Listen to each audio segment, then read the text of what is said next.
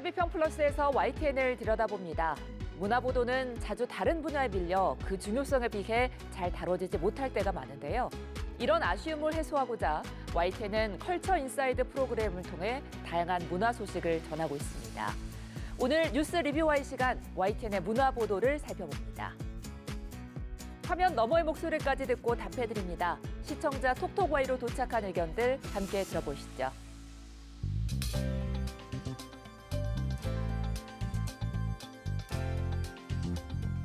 시청자 여러분 안녕하십니까? 윤보리입니다. 세계인의 축제 2026 북중미 월드컵 개막이 코앞으로 다가왔습니다. 개최지인 멕시코, 미국, 캐나다와의 시차로 국내 중계는 평일 이른 새벽이나 아침 시간 경기가 집중될 전망인데요. 우리 대표팀은 우리 시간으로 오는 12일 오전 11시에 체코와의 경기를 시작으로 이번 월드컵의 첫 발을 내디딜 예정입니다. 모여서 응원하는 분위기는 어렵겠지만 대표팀의 선전을 바라는 마음은 모두 같을 텐데요. 각자의 자리에서나마 뜨겁게 응원하며 월드컵 시즌을 즐겨보시길 바랍니다. 그럼 이번 주 시청자 비평 플러스 뉴스 리뷰와이부터 시작합니다.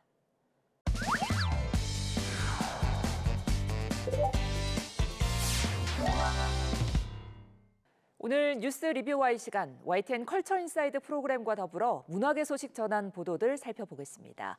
함께 이야기 나눌 두 분 모셨습니다. 먼저 강보라 시청자 평가원입니다. 이동호 해설위원 실장입니다. 네, 오늘은 YTN이 다룬 문화 소식 보도를 분석해보는 시간 마련했습니다. 아무래도 늘 따가운 채찍을 맞는 부분이다 보니 마음의 준비가 좀 필요한 것 같은데 어떻게 보셨습니까? 네, 오늘은 YTN의 문화 보도 중에서도요. 그 컬처 인사이드와 그리고 최근에 진행되었었던 칸 영화제 관련 보도를 중심으로 짚어보겠습니다. 문화 분야는 흔히 즐기는 영역으로 분류되곤 합니다만 사실은 산업과 노동, 정책과 기술, 그리고 외교까지 우리 사회의 거의 모든 의제가 움축된 영역이기도 합니다. 그래서 보도 전문 채널이 문화를 어떻게 다루느냐는 그 채널이 문화를 어떤 무게로 인식하고 있는지를 보여주는 가장 투명한 거울이라고 생각하는데요. 이런 맥락에서 컬처 인사이드라는 프로그램의 존재 자체는 분명 반가운 시도입니다.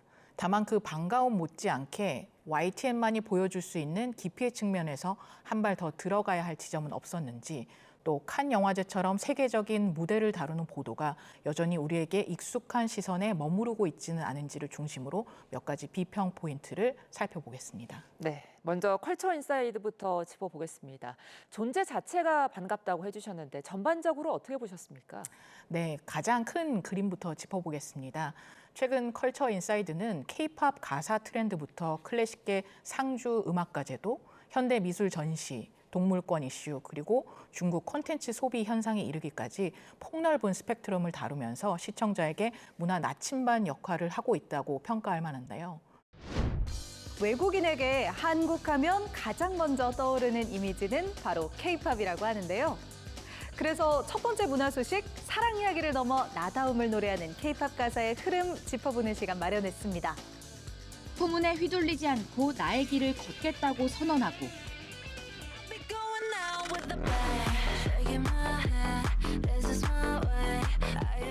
왜 메러코드 숫자를 상징으로 삼아 나를 쉽게 규정할 수 없을 거라고 말합니다. 돌이켜보면 과거에는 흔하지 않았던 가사입니다. 우리나라를 대표하는 천재 피아니스트 조성진. 올해 국내에선 처음으로 개관 10주년을 맞은 롯데 콘서트홀의 상주 음악가로 활동 중입니다. 상주 음악가란 공연장이나 오케스트라가 정해진 기간 특정 음악가를 핵심 예술가로 선정해 독주와 협연, 실내악 등 다양한 무대를 기획하고 제공하는 제도입니다. 일종의 홍보대사입니다. 그런데 한 발 떨어져서 보면 이런 단독 프로그램이 있다는 사실과 문화 보도가 제대로 다루어진다는 것 사이에는 적지 않은 거리가 있어 보입니다. 실질적으로 주요 뉴스에서 문화 보도는 여전히 정치나 경제, 사회나 국제 뉴스 뒤로 밀리는 경우가 많은데요. 그래서인지 컬처 인사이드와 같은 프로그램이 따로 마련됐다는 것이 자칫 문화는 거기서 한꺼번에 다루면 된다는 분리 신호처럼 받아들여질 위험도 있어 보입니다. 또 한 가지는 연성화의 문제입니다. 컬처 인사이드의 톤은 전반적으로 부드럽고 또 친근한데요. 이게 시청자의 접근성을 높여준다는 장점은 분명한 반면에 보도 전문 채널 특유의 어떤 비판적인 거리감은 다소 멀어지는 것도 사실입니다. 예를 들어서 최근 문화예술 공공기관장 인선을 둘러싼 문화예술계의 반발이라든지 부산 오페라하우스의 라스칼라 초청 공연을 둘러싼 논란처럼 정치나 정책과 또 직결된 문화 의제는 지금의 컬처 인사이드 포맷 안에서는 좀 다뤄지기 쉽지 않다는 것으로 보입니다. 예, 컬처 인사이드가 아무래도 부드러운 아이템을 주로 다루면서 시청자와 거리를 좀 좁혔다 보니까 이제는 문화 분야를 둘러싼 비판적인 의제까지도 좀 고민해 볼 시점이다. 이런 말씀이신 거죠? 네, 맞습니다. 오늘날의 문화 뉴스는 더 이상 문화 분야 안에만 국한되지 않습니다. K-콘텐츠의 성공은 산업 정책과도 묶일 수 있고요. 미술 시장의 호황은 자본 흐름과 결부되기도 하고 박물관 입장료는 공공재 논쟁과 다 있습니다. 그렇다면 단독 프로그램이 있다는 것에 안주하기보다 그 프로그램이 어떻게 메인 뉴스의 흐름과 호흡할 수 있는지를 고민해야 할 시점이 아닌가 싶습니다. 이 지점에서 이제 제작진 측에 좀 여쭤보고 싶은 부분이 있는데요. 지난 10년간 YTN에서 문화 보도의 어떤 위상이나 비중에 대한 인식은 어떤 변화를 겪어왔는지, 그리고 컬처 인사이드가 만들어지면서 메인 뉴스의 문화 코너 비중에 어떤 영향이 있었는지 궁금합니다. 네, 사실 지난 10년 동안 YTN에서 문화 뉴스의 비중은 그다지 높지는 않았던 것이 이제 현실이고요. 일단 이제 부서원을 많이 주지는 않았고요. 또 다른 부서에서 이제 큰 사건 사고가 터질 경우에는 이제 가장 먼저 지원 나가야 하기 때문에 문화부서는 이제 항상 인원이 부족했던 것이 사실입니다. 그리고 리포트를 만들어도 큰 뉴스가 아닌 경우에는 정치, 경제, 사회 뉴스에 밀리기 일쑤이기 때문에 이제 문화부 부서원들이 실망하고 낙담하는 사례가 많았던 것도 이제 현실인데요.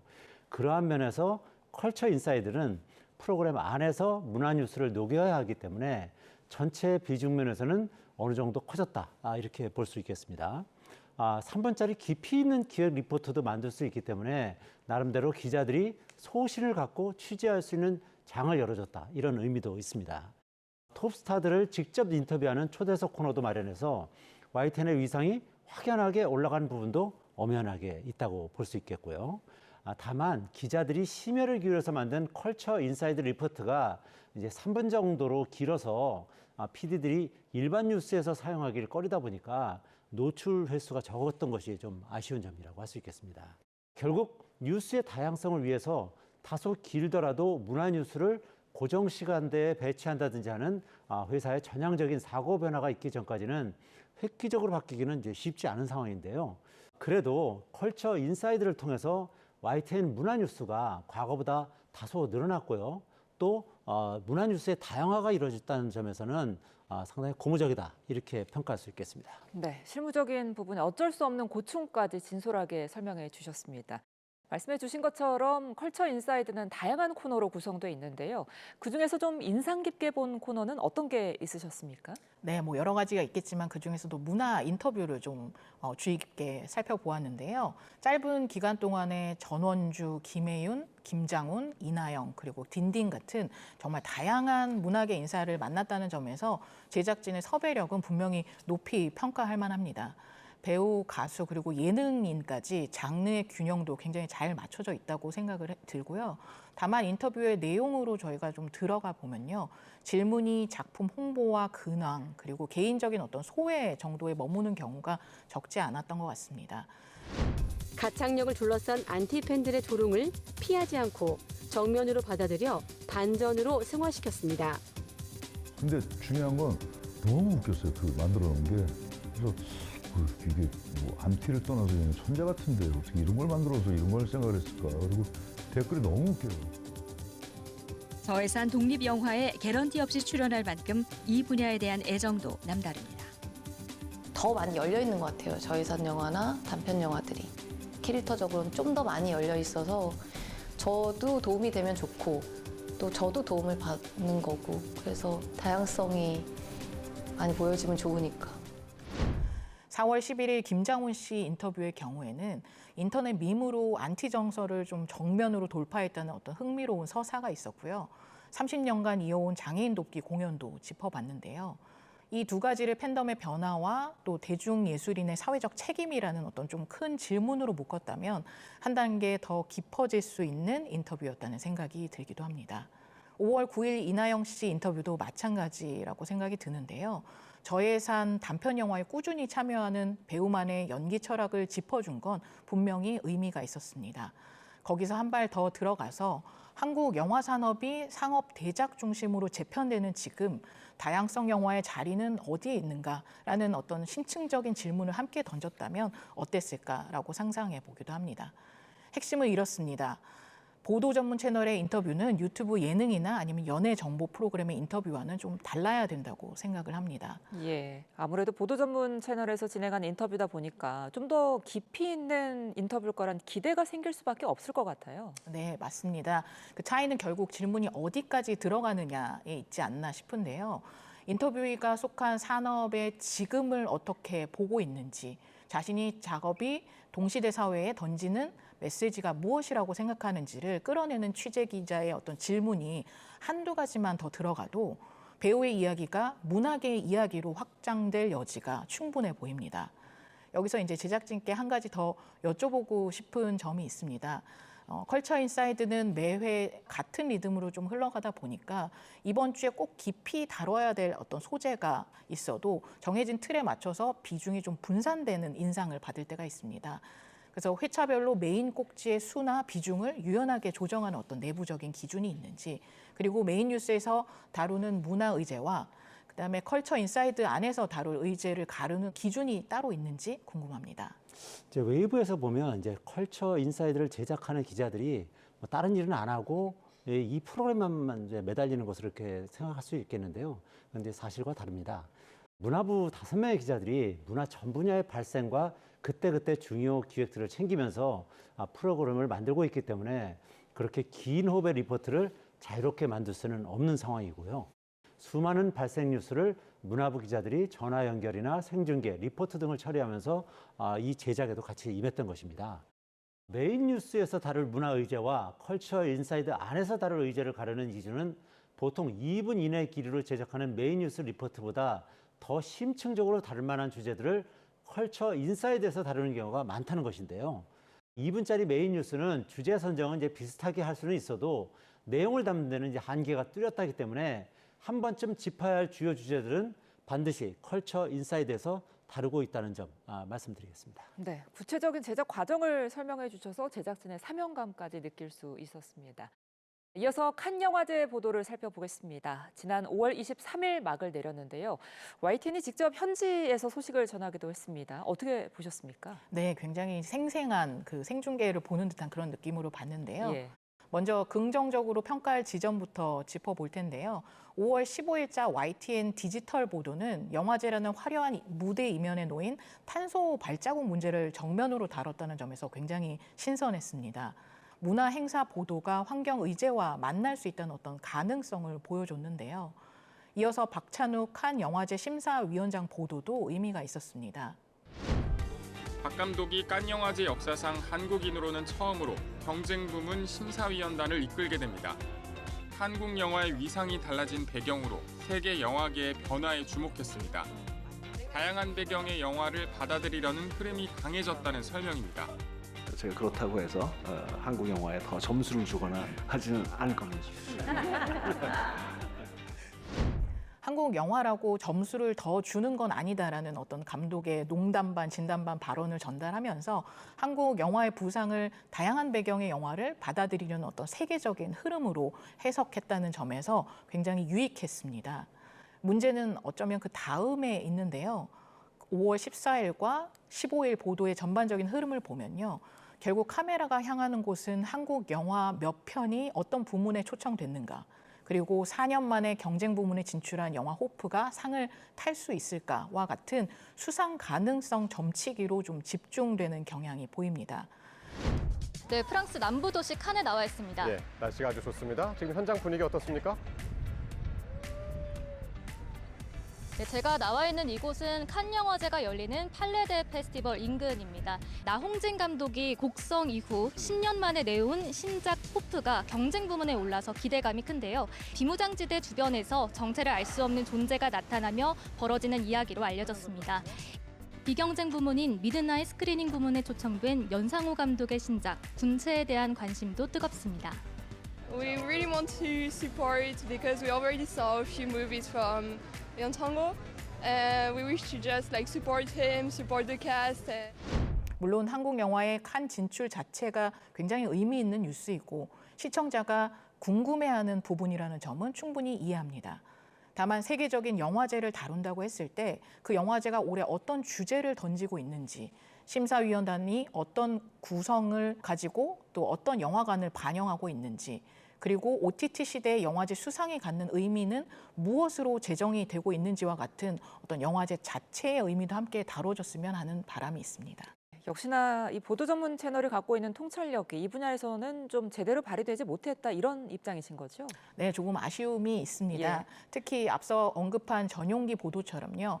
영화제 보도가 환경 혹은 또 산업 구조, 글로벌 자본과 같은 의제와 만날 수 있는 가능성이 분명히 엿보였는데요. 이런 보도가 단발성으로 그치고 그 다음 보도가 다시 레드카펫 열기라든지 K영화 인기로 옮겨가는 흐름은 다소 아쉽다는 생각이 듭니다.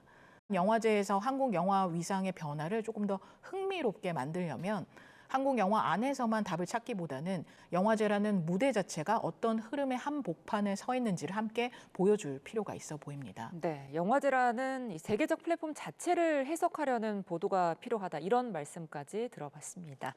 문화는 지금의 시대를 읽는 중요한 메시지를 함의하고 있습니다. 단순히 즐길 거리를 넘어 경제와 산업 전반까지 연결하는 거대 담론의 장을 형성하게 된 건데요. 그렇기 때문에 보도 전문 채널 YTN 또한 다른 영역들과 마찬가지로 문화 분야의 소식을 충실히 전하고 설명해 줘야 합니다. 시대 변화 그리고 사회 흐름을 읽어내는 문화 보도를 위해 더욱 노력하겠습니다.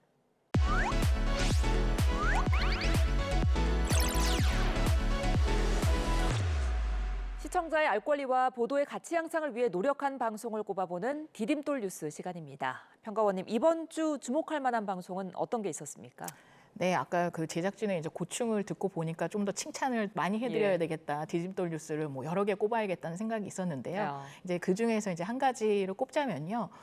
컬처 인사이드 4월 11일자에 트렌드 기획 코너 힙한 불교 편을 추천드리고 싶습니다. 서울 불교 박람회 역대 최다 관객, 봉은사 반야신경 공파티 이 두 장면만 놓고 보면요. 그냥 흥미로운 세태 스케치로 읽힐 수 있는데요. 이 보도가 굉장히 인상적이었던 건 그 장면들을 트렌드 속에 그치지 않고 왜 지금 이 현상이 나타나는가라는 질문으로 연결했다는 점입니다. 비종교인 호감 종교 관련 통계를 함께 제시하면서 힙한 불교가 단순히 젊은 세대의 어떤 일시적인 유행이 아니라 종교 지형 자체의 어떤 변화와 맞닿아 있다고 보여줬는데요.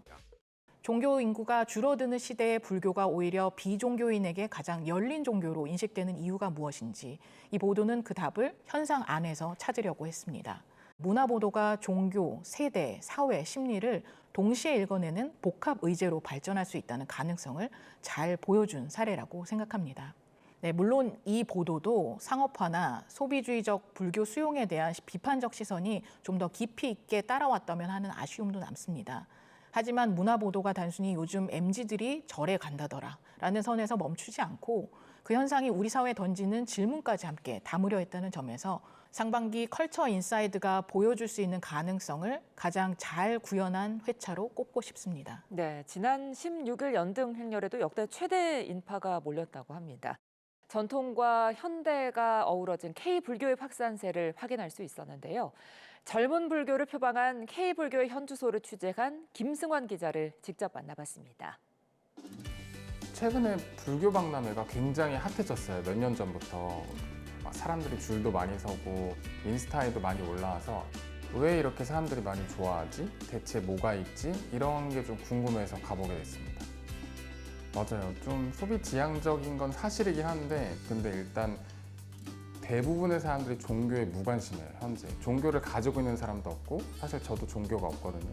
하지만 이런 행사나 아니면 불교의 기획을 통해서 사람들이 한 번 정도 종교란 무엇인가에 대해서 생각해 볼 기회가 있다면 저는 그거로서 되게 의미가 크다고 생각하기 때문에 일단 그 부분을 조명해 보고 싶었고, 다음에 또 이제 그런 부분이 또 많이 문제가 된다면 또 비판 기사로 한번 조명해 보겠습니다.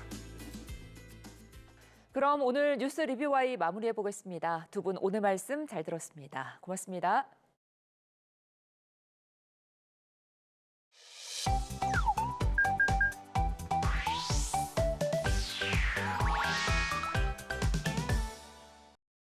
뉴스는 전달로만 끝나지 않습니다. 뉴스를 본 시청자의 생각이 더해질 때 비로소 완성되는데요.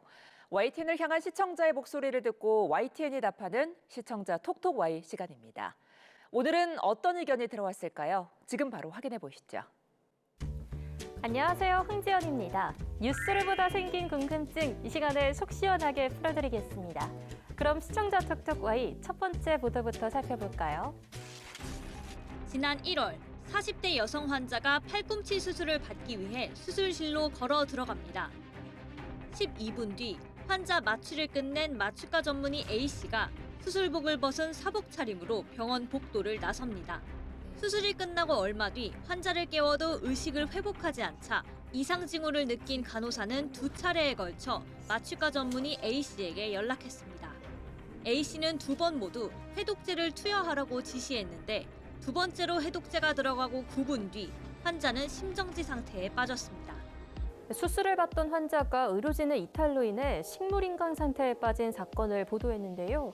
추가로 국내외에서 발생한 유사 사례와 이후 처벌 등은 어떻게 이루어졌는지 알렸다면 의료계의 개선을 촉구하는 기회가 될 수 있었겠다는 시청자 의견이 전해졌습니다. 의사가 수술실을 비운 사이 발생한 안타까운 사고가 알려지며 논란이 불거졌죠. 대한마취통증의학회에 따르면 마취과 의사는 환자의 상태를 지속적으로 감시하며 마취를 시행해야 합니다. 마취과 의사가 없을 때라도 마취 분야에 숙련된 의료인이 마취제가 투여되고 있는 환자의 옆에 있어야 하며 환자가 의식을 완전히 회복하거나 회복실로 이동할 때까지 마취 제공자가 곁을 지켜야 하는데요. 의사가 수술실 자리를 지키지 않아 환자에게 문제가 생기는 경우는 이번이 처음이 아닙니다. 놀랍게도 과거에 비슷한 사례가 있었다고 하는데요. 2016년 서울의 한 성형외과에서 안면 윤곽 수술을 받던 대학생이 의료사고로 과다출혈이 발생한 사고가 있었는데요. 당시 환자 3명의 수술이 동시에 진행되고 있었고 집도의가 다른 환자를 살피러 수술실을 떠난 사이 사고가 터진 겁니다. 이후 중태에 빠져 대학병원으로 이송됐고 저혈량 쇼크로 49일 만에 세상을 떠났습니다. 이 사건에 대해 1심 재판부는 수술을 집도한 병원장에게 업무상 과실치사와 의료법 위반 등의 혐의로 징역 3년과 벌금 500만 원을 선고했는데요. 병원장은 이에 불복해 항소했으나 항소심에서는 오히려 형량이 늘어 징역 3년과 벌금 1,000만 원이 선고됐습니다. 해외에서는 아르헨티나의 사례가 있는데요. 4살 어린이가 횡격막 탈장 수술을 받는 과정에서 의료 과실 사고로 뇌사 진단을 받고 사망한 사건입니다. 검찰에 따르면 피고인 마취과 의사는 수술 과정에서 휴대전화를 사용했고 환자의 혈압과 산소 포화도 등 핵심 생체 징후를 10분 이상 제대로 모니터링하지 않았다고 하는데요. 게다가 충전기를 찾기 위해 수술실을 이탈하며 다른 의료진에게 환자를 인계하지 않은 것으로 확인됐다고 합니다. 이에 현지 법원은 마취과 의사에 대해 징역 3년에 집행유예와 의료행위 금지 7년 6개월을 선고했습니다. 다음으로 두 번째 시청자 궁금증은 무엇일지 보도 먼저 확인해 볼까요? 체납자가 해외에 숨긴 재산을 찾아내도 국세청의 강제 징수권이 해외까지 미치지 못해 해당 국가의 과세 당국이 대신 해외 현지 재산을 압류 추심하고 있습니다. 국세청은 해외 과세 당국과의 적극적인 과세 정보 교환과 징수 공조로 최근 9개월 동안 체납자 해외 재산에서 339억 원을 세금으로 환수했다고 밝혔습니다. 외국인 3건, 내국인 2건 등 총 5건입니다. 국세청이 국제 공조를 통해 해외에 은닉된 체납 재산 339억 원을 환수한 성과를 알렸는데요. 이번에 환수한 339억 원을 어떤 방식으로 환수했는지에 대해 자세히 알렸다면 세금 면탈을 위한 안전지대는 없다는 과세당국의 강력한 경고 메시지를 전할 수 있겠다는 시청자 의견이 있었습니다. 국세청은 최근 9개월간 3개국 과세 당국과 징수 공조를 통해 5건 총 339억 원에 달하는 체납세금을 환수했다고 밝혔는데요. 이렇게 국내에서 이익을 취하며 해외로 재산을 빼돌려 세금을 체납하는 행위는 성실 납세자에게 상실감을 안겨줄 뿐 아니라 국가 재정의 근간을 흔들고 우리 사회의 공정과 정의를 심각하게 훼손하는 반칙 행위로 볼 수 있습니다. 그렇다면 국세청이 어떤 방식으로 해외 은닉 재산을 환수하고 있는지 알아볼까요? 해외 재산을 추적 환수하기 위해서는 해외 과세 당국과의 세정 협력, 즉 과세 정보 교환과 체납 세금 징수 공조가 필수적이라고 하는데요. 우선 해외 재산 파악을 위한 공적인 수단으로 광범위한 과세 정보 교환 네트워크를 활용합니다. 일례로 해외 금융정보의 경우 매년 119개 국가와 금융정보 자동 교환을 시행하며 확보한 대량 자료를 통해 해당 체납자와 금융자산을 식별하는 거죠. 또 163개 국가와는 개별 이슈에 관해서 상대국의 요청에 의한 정보 교환을 하고 있는데요. 해외 부동산 보유 정보의 경우 다수 체납자를 한데 묶어 부동산 보유가 의심되는 국가에 일괄 요청해 수집하고 있습니다.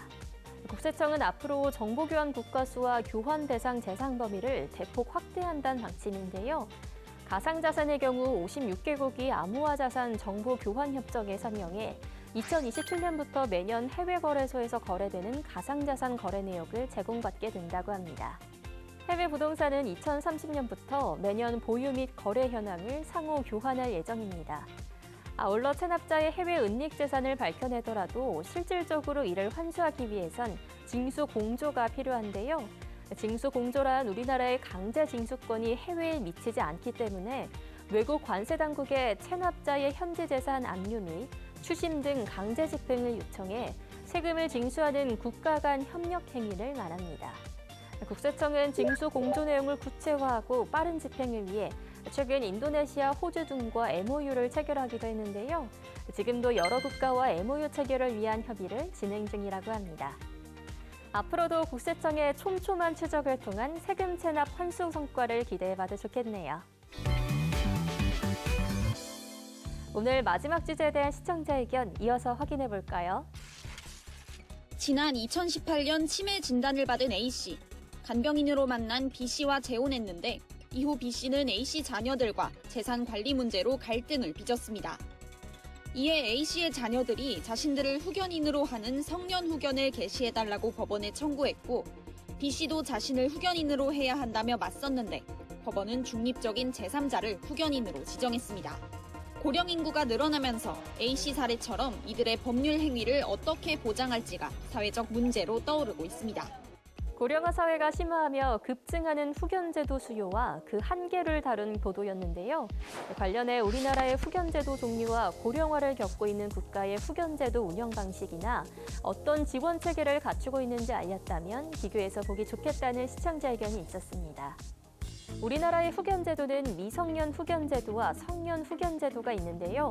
이 중 미성년 후견제도란 미성년자에게 친권자가 없거나 친권자의 대리권, 재산관리권의 사퇴 등에 따라 친권의 전부 또는 일부를 행사할 수 없는 경우에 후견인을 두도록 하는 걸 말합니다. 성년 후견제도란 질병, 장애, 노령, 그 밖의 사유로 인한 정신적 제약으로 후견이 필요한 성인의 권익 보호와 지원을 위해 마련된 제도입니다. 성년 후견 제도는 피후견인의 상태에 따라 성년 후견, 한정 후견, 특정 후견, 임의 후견 4가지로 구분되는데요.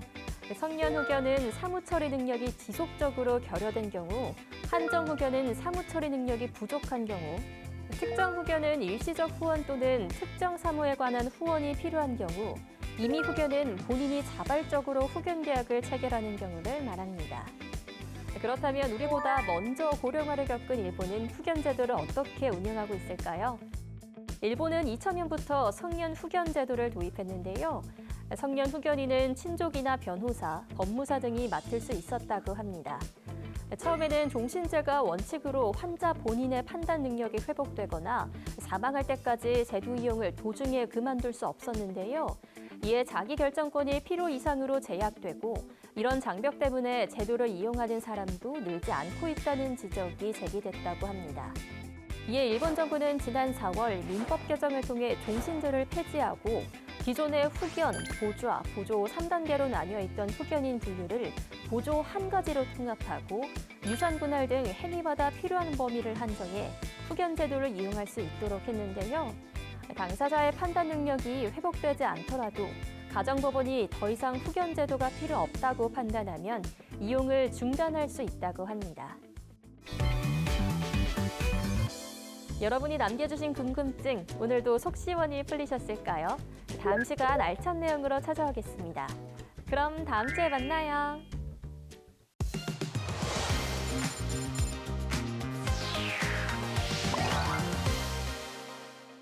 YTN의 보도를 되짚어보는 데 있어 시청자 여러분의 목소리는 중요한 기준이 됩니다.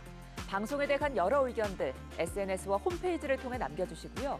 시청자 비평 플러스는 다음 주 보다 깊이 있는 시선으로 찾아뵙겠습니다. 시청해주신 여러분 고맙습니다.